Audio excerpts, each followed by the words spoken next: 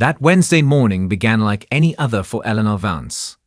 The early March sunlight streamed through her bedroom window, soft but clear, signaling the arrival of a new day filled with possibility and purpose. At 46, Judge Vance maintained the disciplined routine that had served her well throughout her career.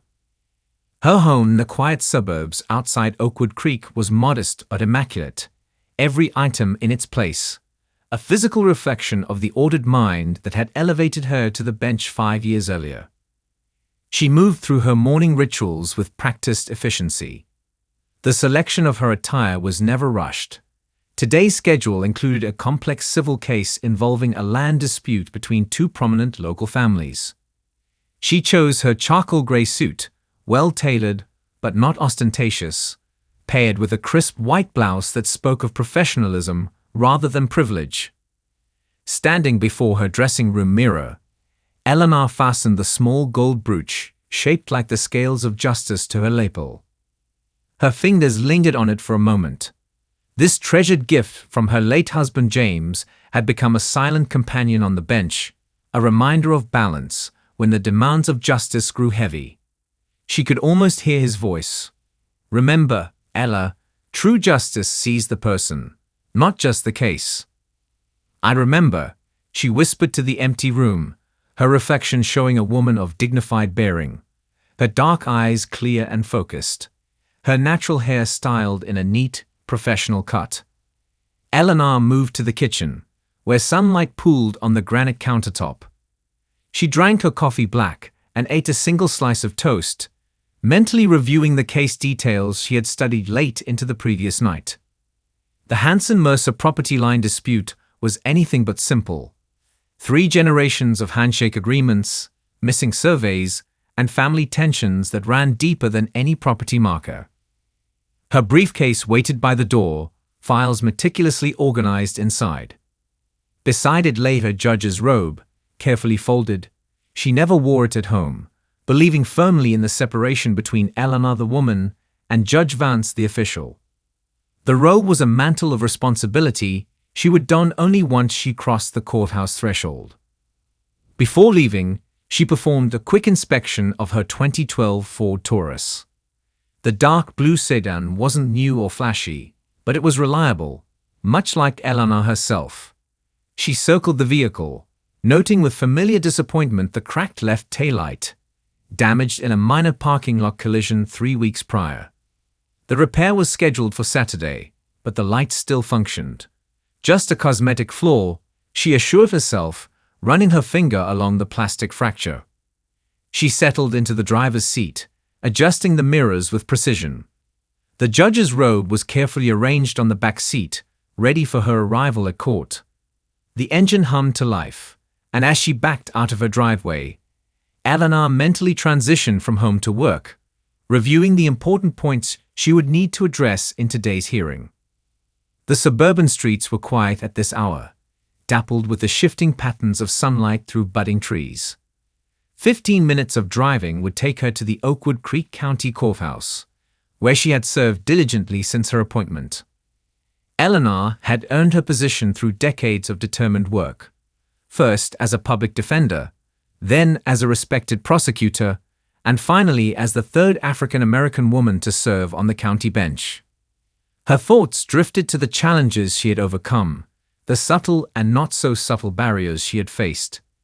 Each one had strengthened her resolve, sharpened her commitment to ensuring that the justice she administered was truly blind to anything but the facts and the law. Traffic was light this morning. Eleanor drove with careful attention, her mind alternating between the coming day's cases and the simple pleasure of these quiet moments before the courtroom's demands would envelop her. The rich scent of her perfume, a single drop of jasmine oil, her only concession to personal indulgence, filled the car's interior. She turned onto the county highway that would lead her downtown, unaware that in just a few minutes, the routine morning she had so carefully constructed would shatter like glass under a sudden impact. The cracked taillight that she had dismissed as a minor imperfection was about to become the catalyst for a confrontation that would test everything she believed about justice, power, and her place in the system she served. Judge Vance was mentally reviewing precedents for the Hanson Mercer case when flashing lights erupted in her rearview mirror. The sudden strobe of red and blue cut through her thoughts, pulsing against the morning calm. Her hands instinctively tightened on the steering wheel before she took a deliberate breath and eased her foot onto the brake. "Stay calm, follow procedure," she murmured to herself, a mantra she'd repeated to countless nervous defendants who'd stood before her bench over the years. Now she was the one being pulled over, though she couldn't imagine why. Her speed had been precisely at the limit, her driving impeccable as always. She guided her sedan to the shoulder with practiced precision, tires crunching over loose gravel. The police cruiser stopped behind her, its lights still flashing, creating an alternating crimson and sapphire dance across her side mirrors. Judge Vance placed her hands at the 10 and 2 positions on the steering wheel. Visible, non-threatening, another habit ingrained from years in the legal system. Through her side mirror, she watched an officer emerge from the patrol car. He moved with the confident swagger of someone accustomed to authority, his footsteps heavy and deliberate on the asphalt.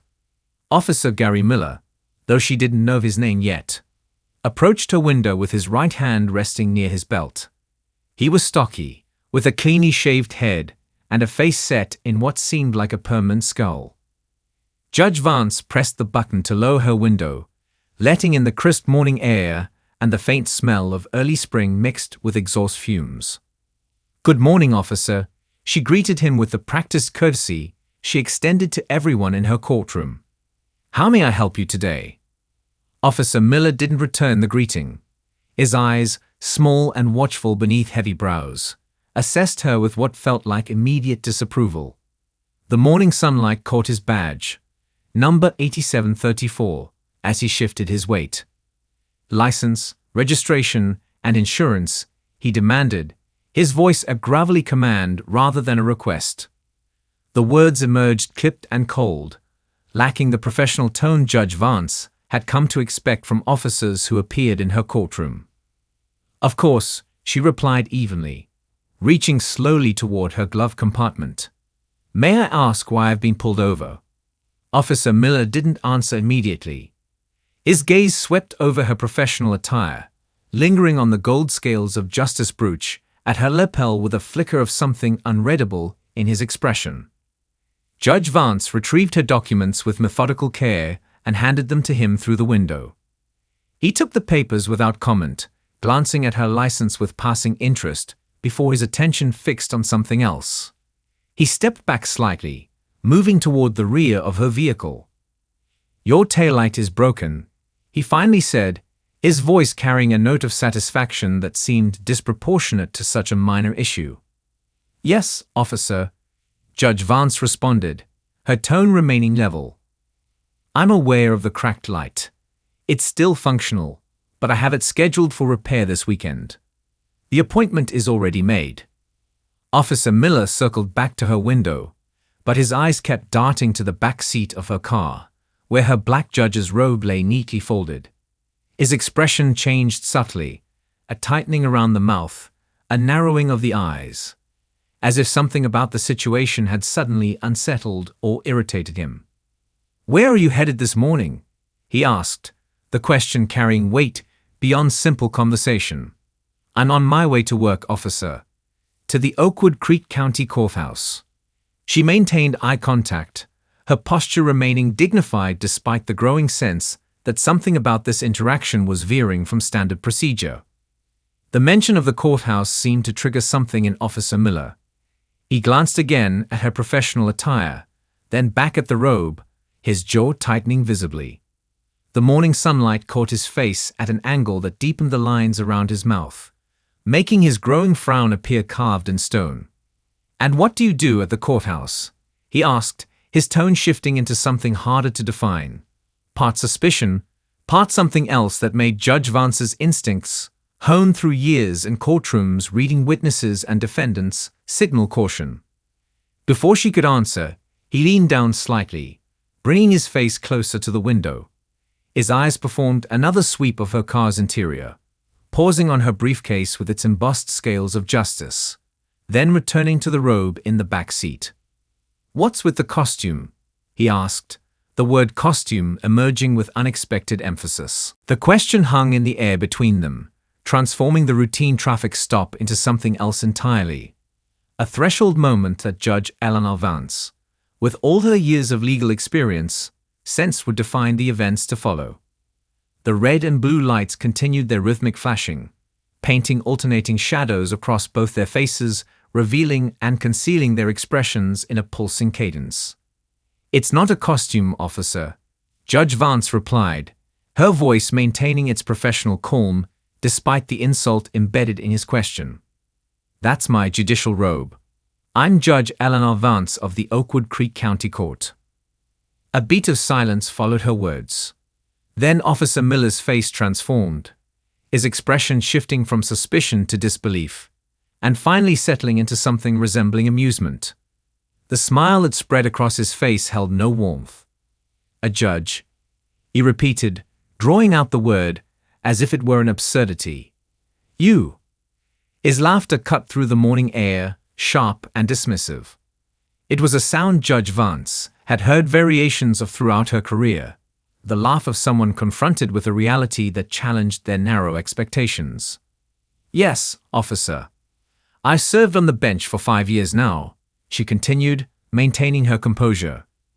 "My current docket includes the Hanson-Mercer property dispute, which I'm due to hear this morning at 9. Officer Miller's laughter subsided, replaced by a scrutinizing stare. He tapped her license against his palm, studying her with renewed intensity.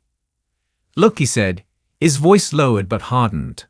"I don't know what game you're playing, but driving around with fake robes and making up stories isn't going to work with me." "This isn't a game, officer," Judge Vance replied, her patience still intact, but her tone taking on the subtle authority she used in her courtroom. "My license clearly states my name. You can verify my position with a simple call to the courthouse. My license plate number is GX 72495. Officer Miller's face darkened at her suggestion. He stepped closer to her window, leaning down until his face was uncomfortably near hers. "You think I need to check anything?" he questioned, his voice dropping to a near whisper. "You think I don't know what I'm looking at?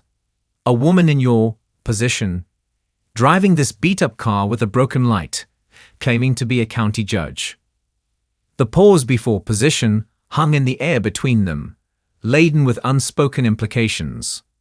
Judge Vance felt a familiar tightness in her chest, the sensation she'd experienced countless times when confronting veiled prejudice. Yet her expression remained unchanged, a skill perfected through years of facing similar encounters. "My position is judge of the Oakwood Creek County Court, 4th Circuit," she stated evenly. "And yes, officer, I drive this car. Not every judge arrives in a luxury vehicle." He straightened up, taking a step back as if to assess the full picture: the professional woman, the modest sedan, the judicial robe in the back seat. His disbelief seemed to harden into something more resolute, more dangerous, a determination to prove her wrong, to confirm his initial judgment. "Let me get this straight," he said, his voice taking on a performative quality, as if speaking to an invisible audience. "You want me to believe that you—" His eyes deliberately swept over her again. "Ere a sitting judge in Oakwood Creek. That you preside over actual cases, make rulings, the whole deal." "That is correct," Judge Vance confirmed, meeting his gaze steadily. Officer Miller shook his head slowly, a theatrical display of incredulity. "Well, isn't that something?" he muttered. "Next you'll tell me you graduated top of your class at Harvard Law." "Yale," actually, Judge Vance corrected him quietly. "Class of 2001. Something flashed in Officer Miller's eyes, a spark of anger that suggested her credentials, rather than impressing him, had somehow deepened his resentment. His fingers tightened around her license and registration. "Step out of the vehicle," he ordered abruptly, his voice stripped of any pretense of professional courtesy. Judge Vance hesitated for only a moment, weighing her options. As a judge, she understood both her rights and the potential dangers of a roadside confrontation with an increasingly hostile officer. She also knew that compliance was often the safest immediate response, even when the order itself seemed questionable. "May I ask why that's necessary, officer?" she inquired, her hand already moving toward her seatbelt release. "Because I said so," Miller replied, his hand moving to rest on his belt near his holster. Not quite a threat, but certainly a reminder of the power dynamic he believed existed between them. "I want to take a closer look at your judge car and this broken light situation." Judge Vance nodded once, her mind already documenting every word, every action for the report she would inevitably file later. She unfastened her seatbelt and opened her door with deliberate movements. As she stood beside her car in the morning sunlight, her tailored suit crisp against the backdrop of the rural highway, she sensed they had crossed a threshold. Whatever Officer Miller had expected when he pulled over the sedan with the cracked taillight, Judge Eleanor Vance, with her quiet dignity and unassailable credentials, was not it. And that disparity between expectation and reality had ignited something dangerous in him, something that had moved beyond the boundaries of a routine traffic stop. The morning sun cast long shadows across the asphalt as Judge Vance stood beside her car. Officer Miller circled the vehicle slowly, his boots scraping against the road surface with each deliberate step. His inspection was performative, theatrical, less about the vehicle's condition and more about establishing dominance in their unexpected power struggle.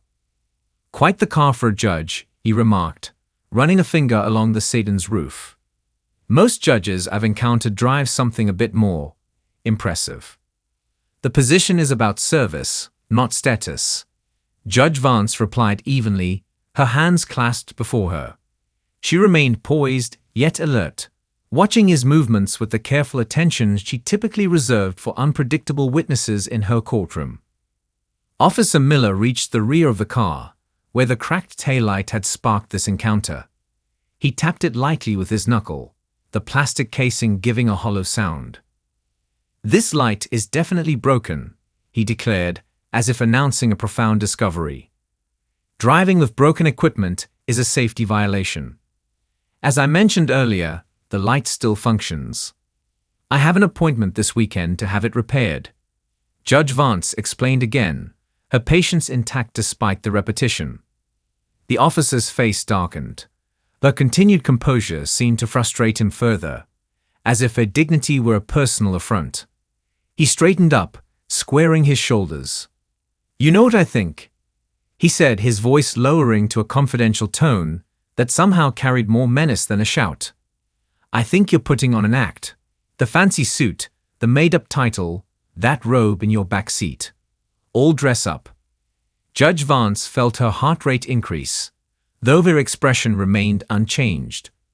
"Officer Miller," she said, having noted his name badge during their exchange, "I understand you're doing your job, but your assumptions about me are incorrect and, frankly, inappropriate." The use of his name seemed to trigger something in him, perhaps the realization that she was documenting this encounter as carefully as he supposedly was. His face flushed, color rising from his neck to his temples. Without warning, he reached to his belt and unclipped his baton. The metallic sound of it extending cut through the morning air like a blade. "Let me show you what I think of your judge car," he said, his voice now frighteningly calm. Before Judge Vance could respond, Officer Miller swung the baton at the already cracked taillight. The impact was explosive. Glass and plastic shattered outward, red fragments scattering across the asphalt like drops of crystallized blood.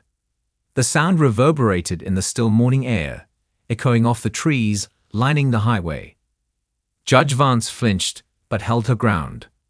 "Officer Miller, what you're doing is destruction of property," she stated, her voice remarkably steady despite the shock coursing through her system.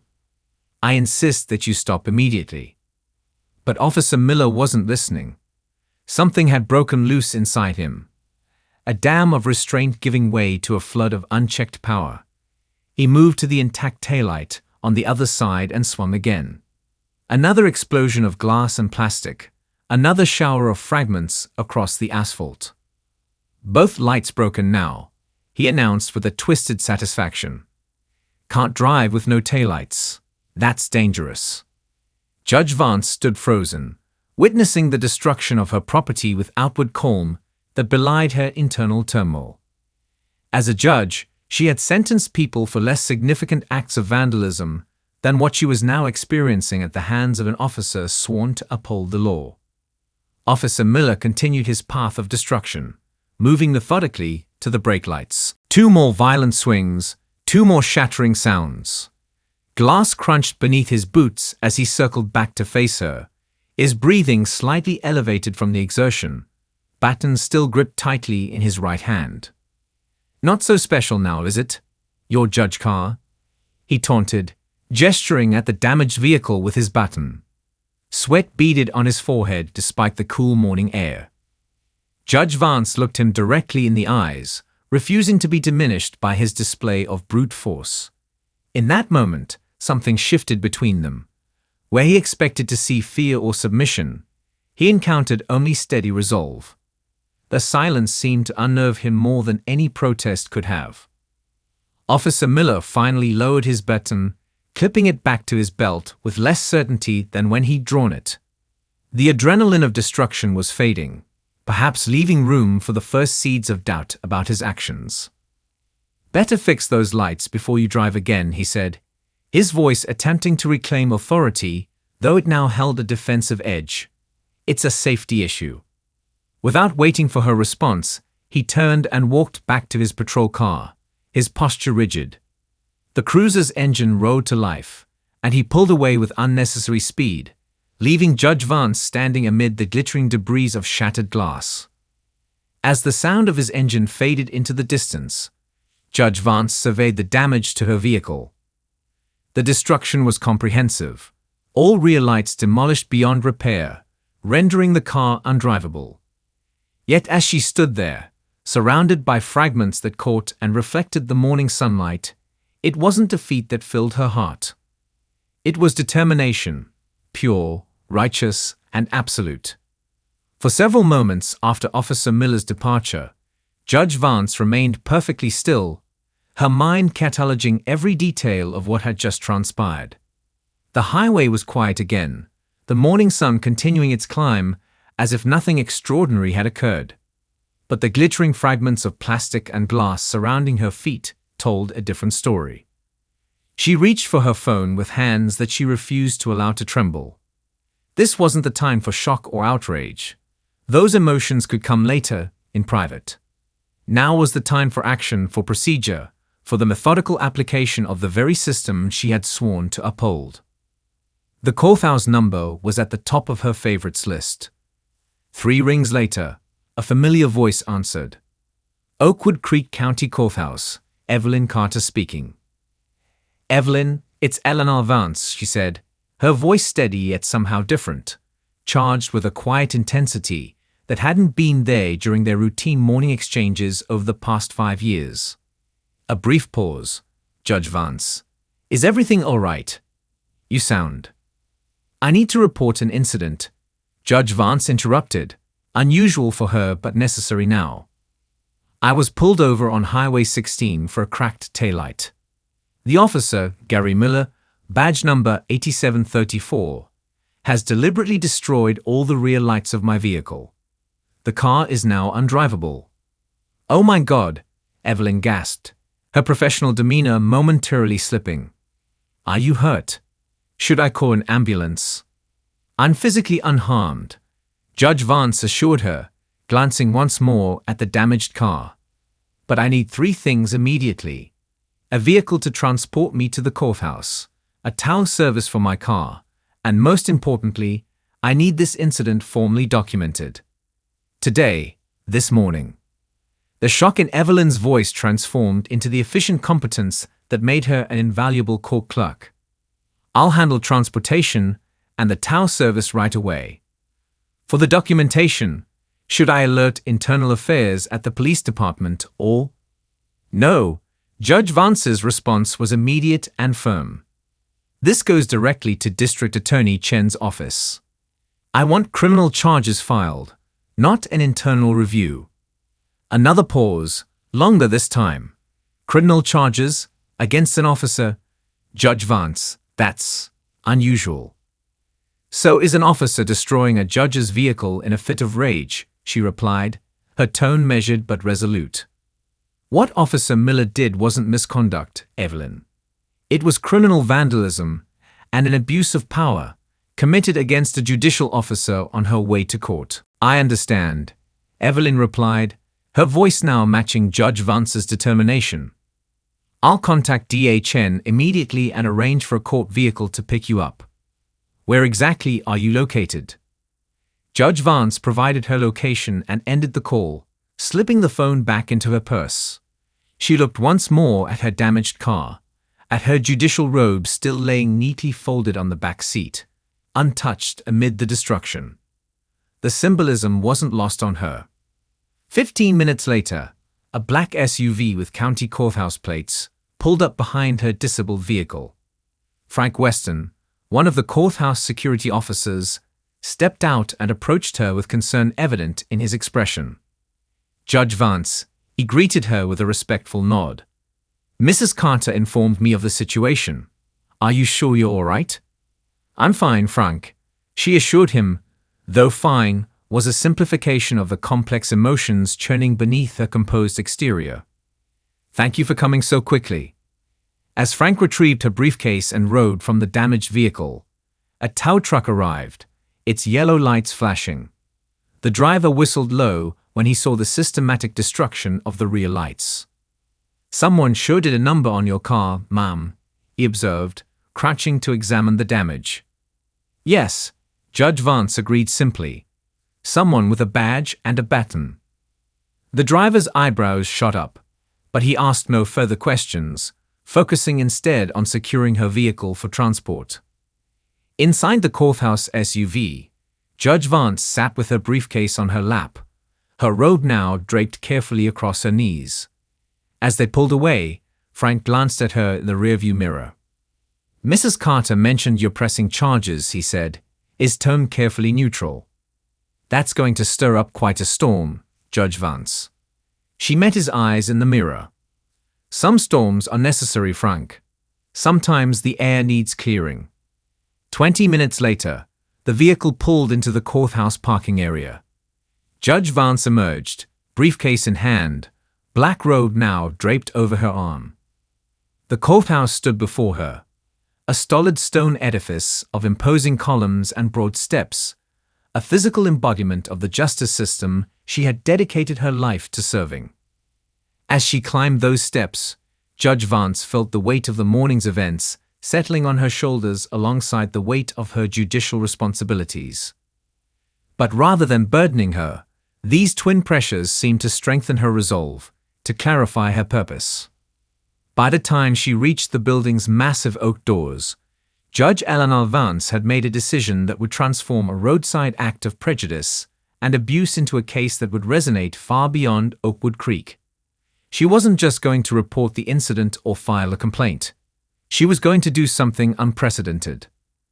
She was going to preside over Officer Miller's case herself. Judge Vance's office on the third floor of the courthouse was a sanctuary of order.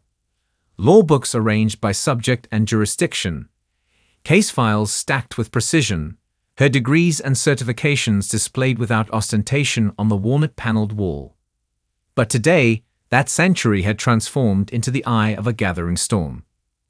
District Attorney David Chen sat across from her desk, his normally composed features tightened with concern as he reviewed her written statement.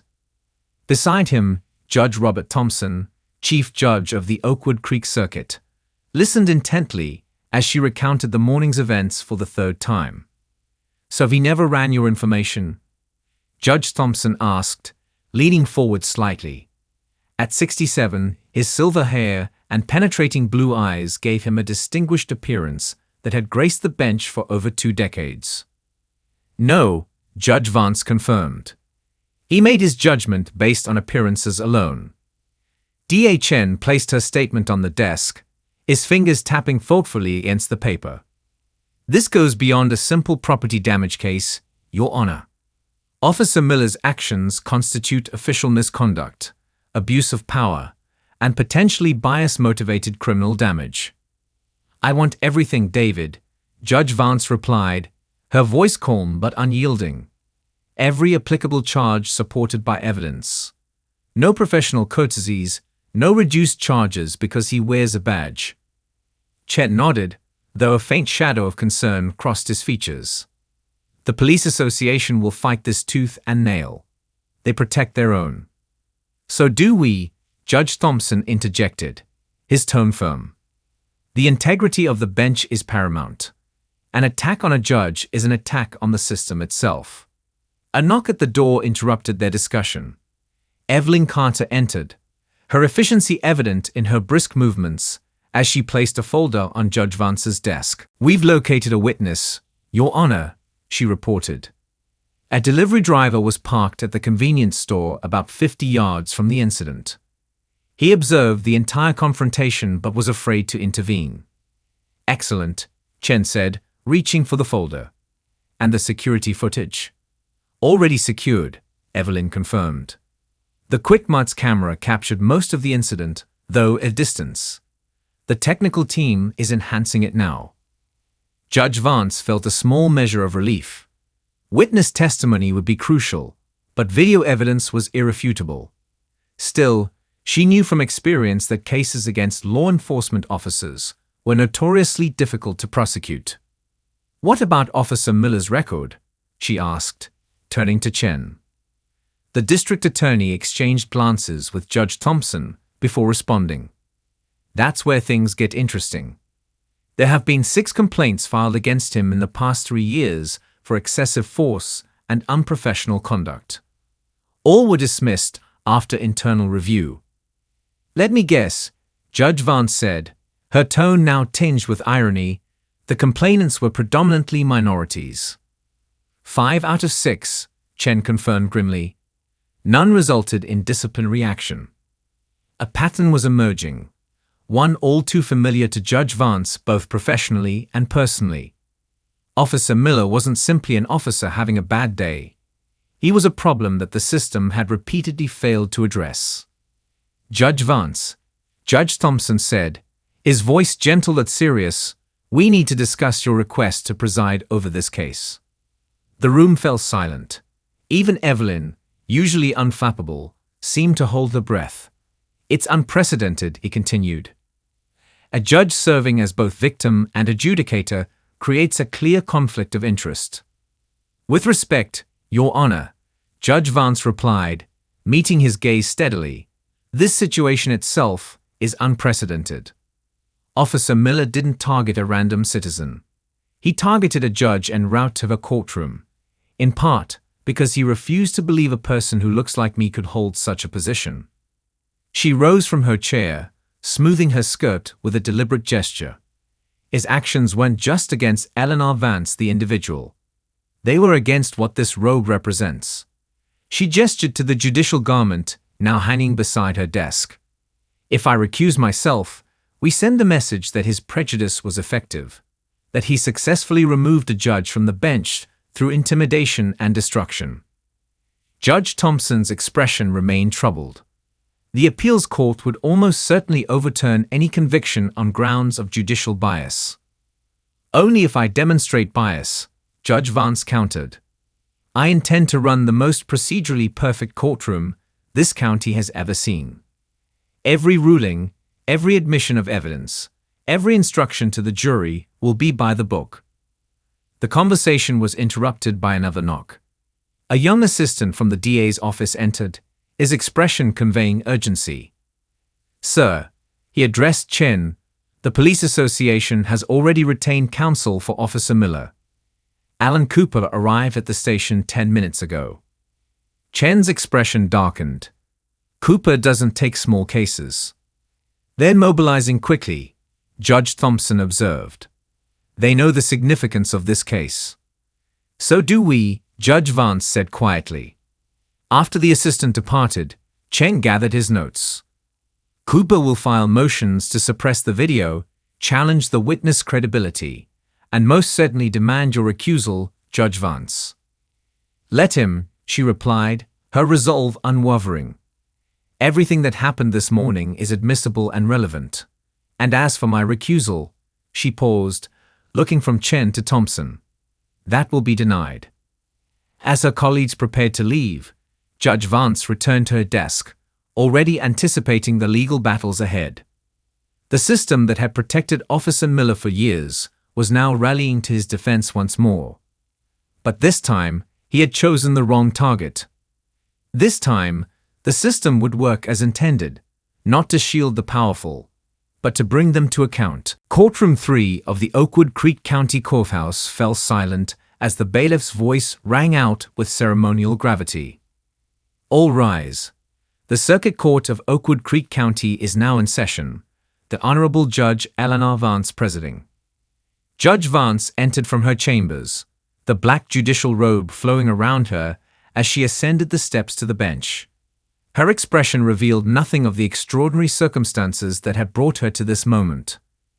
A judge presiding over the trial of the man who had vandalized her car in a fit of prejudice and rage.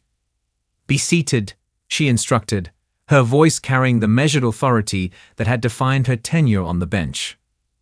The courtroom settled, though tension remained palpable in the air. To her left sat the jury, 12 citizens selected after a painstaking 3-day voir dire process.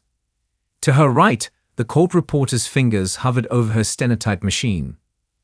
Before her, at separate tables, sat the prosecution and defense. District Attorney David Chen represented the state, his preparation evident in the meticulous organization of his files. Across the aisle, Defense Attorney Alan Cooper sat beside his client, Officer Gary Miller.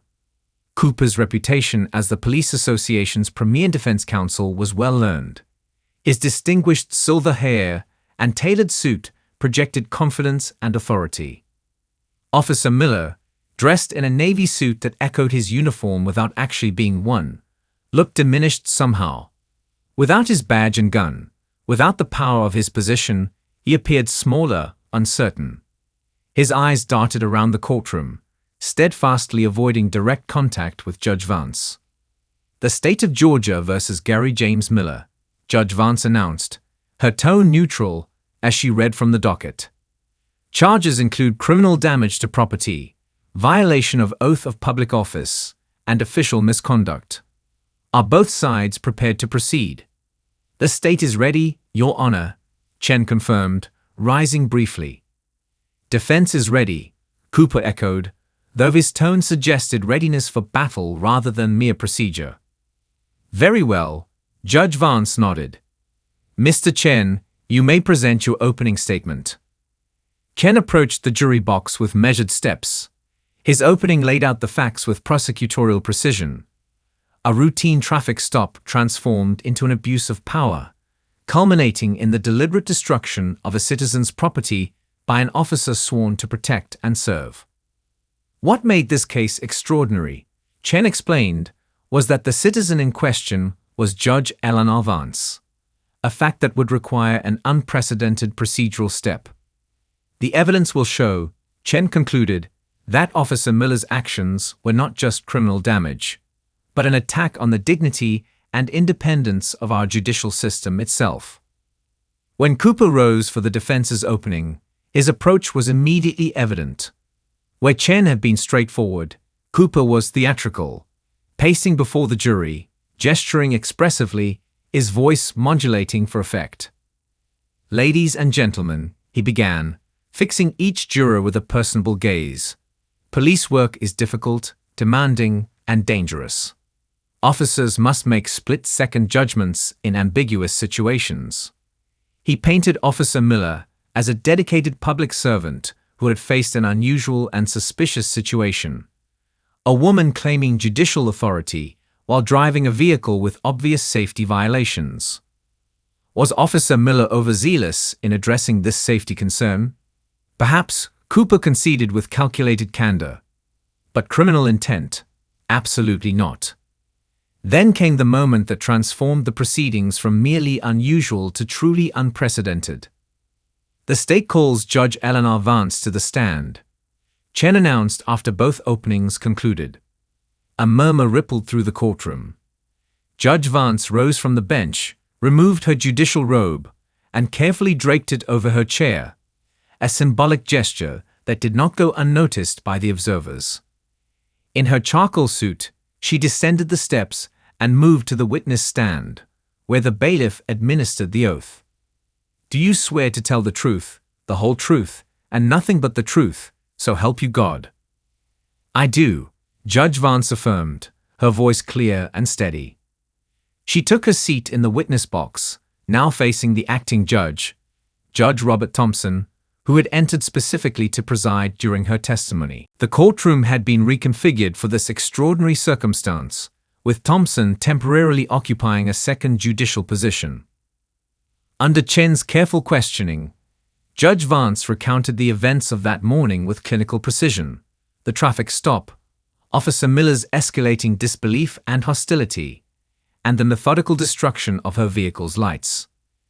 Her testimony was neither emotional nor accusatory.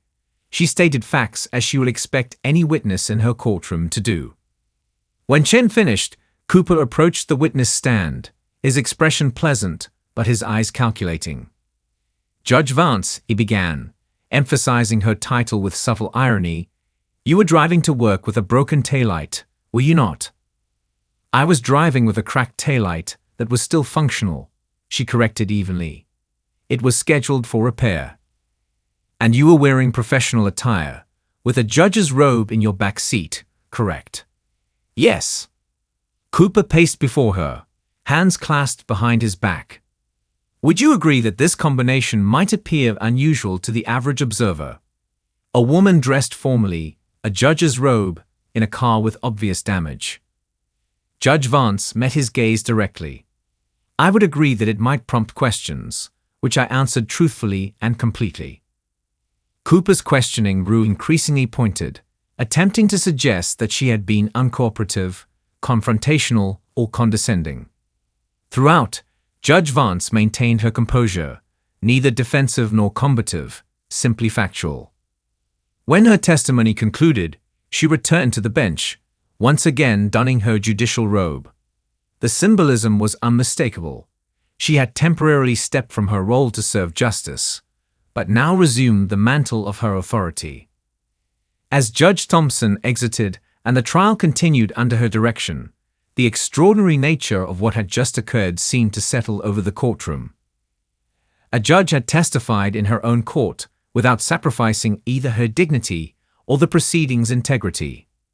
The scales of justice, for this moment at least, remained perfectly balanced. 3 days of testimony had transformed Courtroom 3 from a mere legal venue into an arena where larger principles collided. The prosecution had presented their security footage, grainy but unmistakable in showing Officer Miller's systematic destruction of Judge Vance's vehicle. The delivery driver had testified nervously but clearly about witnessing the officer's aggressive behavior. The forensic accountant had detailed the cost of repairs.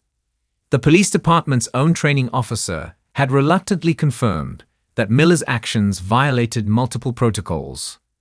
Defense attorney Cooper had fought vigorously at every turn, challenging evidence, questioning motives, suggesting mitigating circumstances.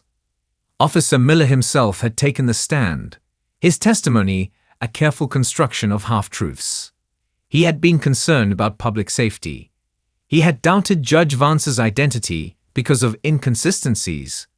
The damage to the lights had been accidental, a result of checking their stability. Now the evidence phase had concluded. The arguments had been made. The jury had been instructed. And Judge Eleanor Vance sat on the bench, preparing to read the verdict they had delivered after just 4 hours of deliberation. The courtroom was filled beyond capacity. Local reporters, courthouse staff, officers in plain clothes observing with guarded expressions, and citizens drawn by the unprecedented nature of the case. The air felt charged, as if a storm were gathering indoors. Has the jury reached a verdict? Judge Vance asked, her voice clear and steady. The jury for woman, a retired school teacher with silver-rimmed glasses, stood. "We have, Your Honor." The bailiff collected the verdict form and delivered it to Judge Vance. She unfolded the paper, her expression revealing nothing as she reviewed the jury's decision. A moment of perfect silence stretched across the courtroom. "In the case of the state of Georgia versus Gary James Miller," she began, her voice measured and official. "On the count of criminal damage to property in the first degree, the jury finds the defendant." She paused, not for theatrical effect, but to ensure her voice remained steady. "Guilty." A soft collective intake of breath swept through the courtroom.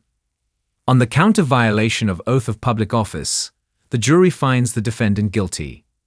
On the count of official misconduct, the jury finds the defendant guilty."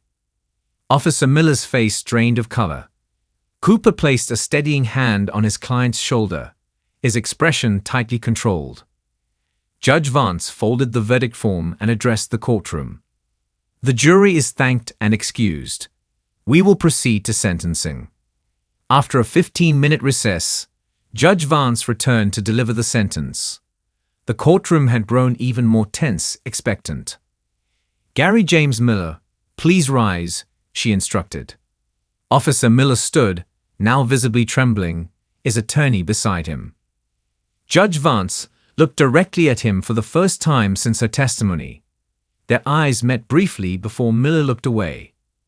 "Mr. Miller, the jury has found you guilty of serious crimes committed while in uniform and under oath to protect and serve," she began, her tone neither vindictive nor sympathetic, but weighted with the gravity of justice. "When you destroyed my vehicle that morning, you did more than damage property. You damaged trust, the public's trust in those who wear the badge, and the trust between law enforcement and the judiciary, two pillars that must work together for justice to function." She paused, allowing her words to settle in the silent courtroom.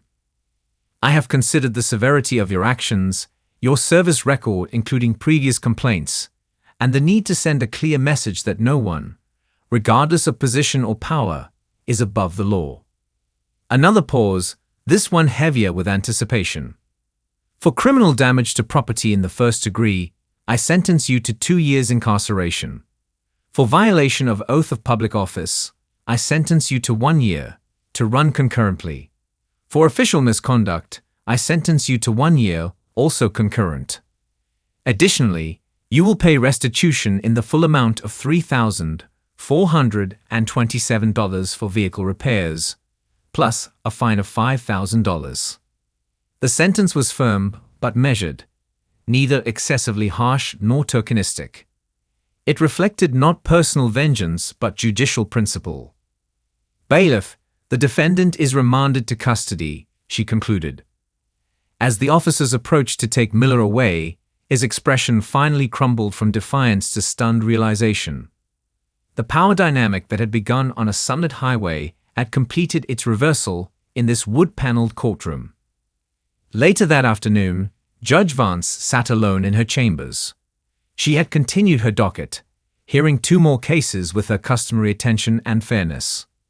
Now, in the quiet moment between duties, she allowed herself to fully absorb what had transpired.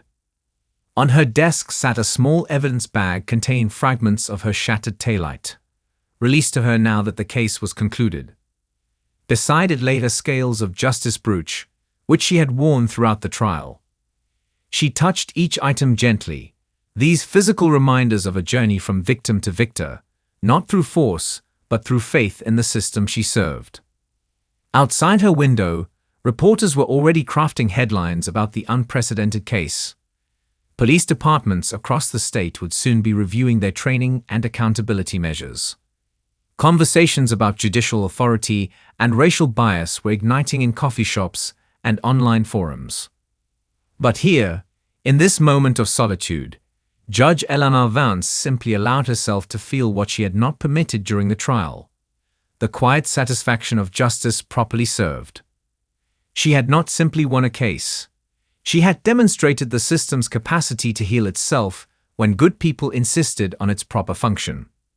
That evening, driving home in her repaired car, Judge Vance noticed a young black woman being pulled over by a police cruiser. She slowed, briefly considering whether to stop and observe. But as she watched, she saw the officer approach the driver with respectful professionalism, saw the exchange proceed without incident. Perhaps it was coincidence. Perhaps it was the first ripple of change from the stone she had cast into the waters of Oakwood Creek's justice system. Either way, Judge Eleanor Vance drove on, the scales of Justice Brooch catching the light on her lapel, balanced and bright.